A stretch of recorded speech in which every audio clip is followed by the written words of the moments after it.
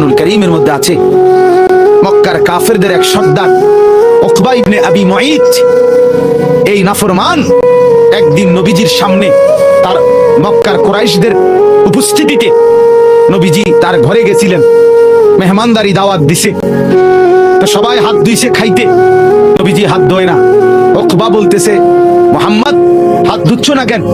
নবী বলে, চাচা আমি হাত ধুইব না, খাবার নেব না যদি আপনি কালেমা না পড়েন। উকবা বলে, হায় মুহাম্মদ, তুমি তো আমার আটকায় দিলা, এখন যদি মেহমান ফিরাই দেই তোমাকে, তাহলে গোটা মক্কায় ছিচি পড়বে, সর্দারের ঘর থেকে মেহমান না খেয়ে চলে গেছে, এটা তো আমি সইতে পারি না, যাও কালেমা পড়ে নিলাম। কালেমা পড়ছে, পরে নবীজি খানা খাইছে, নবীজি চলে গেছে।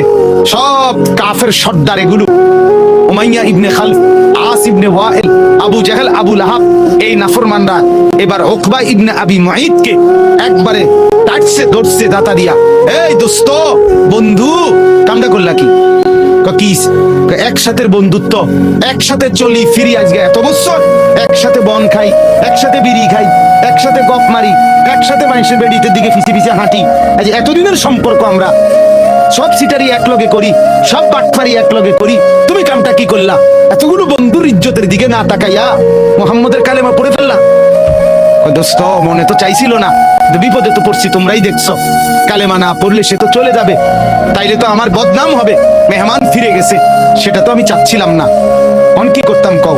যদি বন্ধুত্ব টিকাইতে হয় আমাদের সাথে, তাইলে এখন গিয়া মুহাম্মদের সামনে নিয়ে গিয়া থুতু মারবা আর মুহাম্মদের কালেমা মুহাম্মদকে ফিরাই দিবে। এই জানোয়ার, এই বেঈমান গেছে ঠিকই, গিয়া রাসূলুল্লাহ সাল্লাল্লাহু আলাইহি ওয়াসাল্লামের সামনে থুতু মেরে এরপরে বলছে, মুহাম্মদ তোমার কালেমা তোমাকে ফেরত দিলাম। কোরআনে আল্লাহ সূরা ফুরকানের মধ্যে বলছে, ইয়াউমা ইয়াআদ্দু যালিমু আলা ইয়াদাইহি, নাফরমান অচিরেই তুই কিয়ামতের দিন এই বন্ধুর পাল্লায় পড়ে আমার নাফরমানি করে কারার কারণে এই আঙ্গুল দিয়া, এই দাঁত দিয়া আঙ্গুলে কামড়াইবি, কামড়াইতে কামড়াইতে ছিঁড়ে ফেলবি নাফরমান। আফসোস করে বলবি, ইয়া ওয়াইলাতা লাইতানি লাম আত্তাখিজ ফুলানান খলিলা, হায় মন্দ কপাল, যদি সেই নাফরমানকে বন্ধু না বানাইতাম। আজকের নওজোয়ানের বরবাদির মূল কারণ অসৎ বন্ধু, অসৎ সঙ্গী, অসৎ প্রেম, অসৎ লোভ। সঙ্গী নষ্ট করে দিচ্ছে হাজার হাজার যুবক, হাজার হাজার মেয়েকে, হাজার হাজার বোনকে অসৎ সঙ্গী চিরতরে অন্ধকারের ভিতরে ঢুকাই দিস। আল্লাহ তাআলা বলেন, আদাল্লাহুল্লাহ, আমি এক নম্বরে মনের চাহিদা গুনার মধ্যে ডুবে থাকলে পথ ভ্রষ্ট করে দেই। দুই, ওয়া খাতামা আলা সামঈহি ওয়া কলবি, অন্তর এবং দিল, এই অন্তর এবং কান, এই দুইটার মধ্যে মোহর মেরে দেই, মোহর একবার সিল মেরে দেই, এই দ্বিতীয় শাস্তি। তৃতীয়, ওয়া জাআলা আলা বাসারিহি গিশাওয়া, চোখের উপরে পর্দা ফেলে দেই। তাহলে এক, পথ ভুলায় দেই। দুই, কান এবং অন্তর মোহর মেরে দেই। তিন, চোখের সামনে পর্দা ফেলে দেই। এবার বলেন তো বাপ, চোখেও আর দেখে না হক, কানেও আর হকের কথা শুনে না, দিলেও আর হকের কিছু বোঝে না, আর পথও খুঁজে পায় না, এই লোকটার পরিণতি কি? ফামান ইয়াহদিহি মিন বাদিল্লাহ। এবার রব্বুল আলামিন বন্ধুকে বলে, বন্ধু আমি নিজেই যাকে পথ ভুলায় দিলাম, দীর্ঘদিনের গুনাহ নাফরমানি, মনের চাহিদার খেয়াল খুশি মতো চলার কারণে আমি যার কান আর অন্তর মোহর মেরে দিলাম, আমি যার চোখে পর্দা ফেলে দিলাম, বন্ধু এবার বলেন তো আমি আল্লাহকে বাদ দিয়ে তাকে হেদায়েত কে দিবে? আব্দুল কাদের জিলানী, জুনায়েদ বাগদাদি। জুনায়েদ বাগদাদির বাপের ক্ষমতা আছে, কথা বলেন না কেন? হেদায়েত দেয় কে? বলেন না কে? যিনি দিবে নাফরমান, তোকে তো তিনি ধাক্কা দিয়া ফেলে দিস, তাকে তো তিনি মোহর মেরে দিস, তাকে তো চোখে পর্দা ফেলে দিছে, এবার হেদায়েত দিবে। এই স্টেজে যদি 100 আব্দুল কাদের জিলানীও আসে কান্দে চিৎকারে, আল্লাহর কসম তোমারে তো আর কেউ বদলাইতে পারবে। যদি পারতো তো রাসূলুল্লাহ সাল্লাল্লাহু আলাইহি সাল্লাম তো নবীজির চাচা আবু তালেবকে ঈমানদার বানাইতে পারতো, পারতো কিনা বলেন না? কি পরিমাণ কাদা কাঁদছে নবী সাল্লাল্লাহু আলাইহি সাল্লাম আবু তালেবকে কালেমা পড়াবার জন্য কি পরিমাণ কাঁদছে, চেষ্টা করছে। শেষ মুহূর্তে বলছে, চাচা চাচা কালেমাটা পড়েন না চাচা।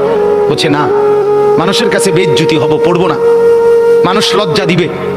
আল্লাহ নবী সাল্লাল্লাহু আলাইহি সাল্লাম বলছে, কানে কানে বলেন, আমি কাউকে শোনাবো না, আমি শুধু হাসরের মাঠে বলবো, মৃত্যু পর্যন্ত চাচা ওয়াদা দিলাম জগৎবাসীকে শোনাবো না আপনি ঈমান আনছিলেন, কানে কানে কন। আবু তালেব বলছে না, কানে কানেও বলবো।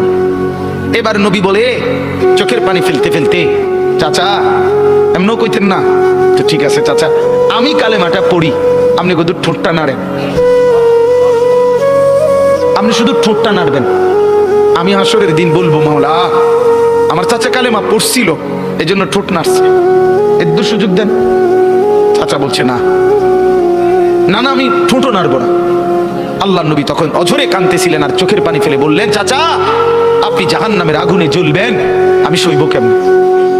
আবু তালেব নাফরমান তখন কি বলছে জানেন? আন্নারু খায়রুম মিনাল আর, মুহাম্মদ মানুষের কাছে লজ্জা পাওয়ার চাইতে আগুনে জ্বলা অনেক ভালো। বাপ নিজেদের জিন্দেগিতে একবার ভাইবা দেখেন, আমিও ভাবি আপনিও ভাবেন এমন আচরণ আমার মধ্যে আছে কি? 3 দিন ধরে যে বাড়িতে মেয়ের বিয়েতে ছেলের বিয়েতে যে ডেকসেট বাজাইলেন, কারে খুশি করার জন্য? হ্যাঁ, 1 লক্ষ টাকার গেট, এরপরে গায়ে হলুদের এই নগ্ন অনুষ্ঠান কার জন্য করলেন? বেড়া বেড়ি সব যুবক যুবতী সব একই মাইক্রো প্রাইভেট কারের ভিতরে যাতাযাতি করে বহাইয়া একখান থেকে একখানে নিলেন, কার জন্য? পুরা প্যান্ডেলের ভিতরে একসাথে বেড়া বেড়ি একত্রে খায়, নাচে, গায়, ফুর্তি করে, কার জন্য? শুধু সমাজ, সোসাইটি, পরিবেশ, সোসাইটি মেনটেন করছেন, সমাজ মেনটেন করছেন। ছেলেরা চাইছে, মেয়েরা চাইছে, বাচ্চারা চাইছে, এতে হেতে চাইছে, তো মালিক তিনি কি চাইছিল? ওনার কথা মনে হয় নাই? রাসূল সাল্লাল্লাহু আলাইহি সাল্লাম তার কথা মনে হয় নাই?